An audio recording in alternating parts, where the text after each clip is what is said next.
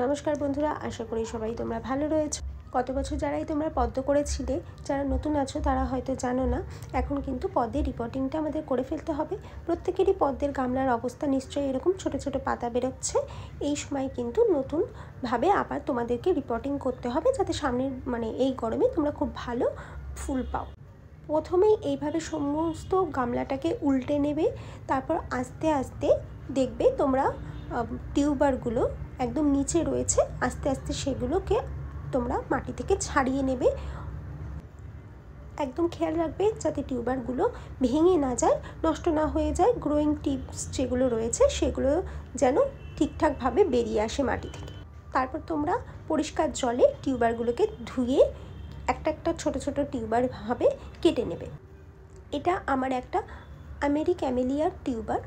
আমি এখান থেকে মোটামুটি 4-5টা টিউবার পেয়েছি।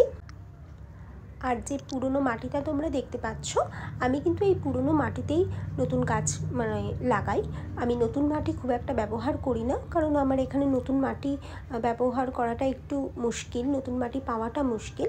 তো তোমরা যারা হাতের কাছে নতুন মাটি পাবে তারা অবশ্যই নতুন মাটিতে করো, কিন্তু যারা পাবে না তারা আমার মতো পুরনো মাটিও কিন্তু ব্যবহার করতে পারো।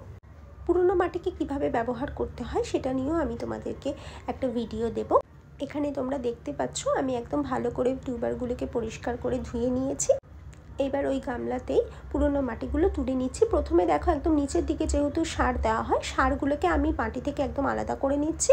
তারপর পুরনো মাটিটা গামলার মধ্যে তুলে মাটি থেকে ভালো করে বেছে নেব, যাতে পুরনো পাতা শিকড় কিছু না থাকে। নিয়ে তারপর কিছুদিন রোদে এটাকে আমি শুকিয়ে নেব। প্রথমে শুকনো মাটিটাকে আবার আমি ব্যবহার করব, সেটার ভিডিও তোমাদেরকে বললামই, আমি দিয়ে দেব।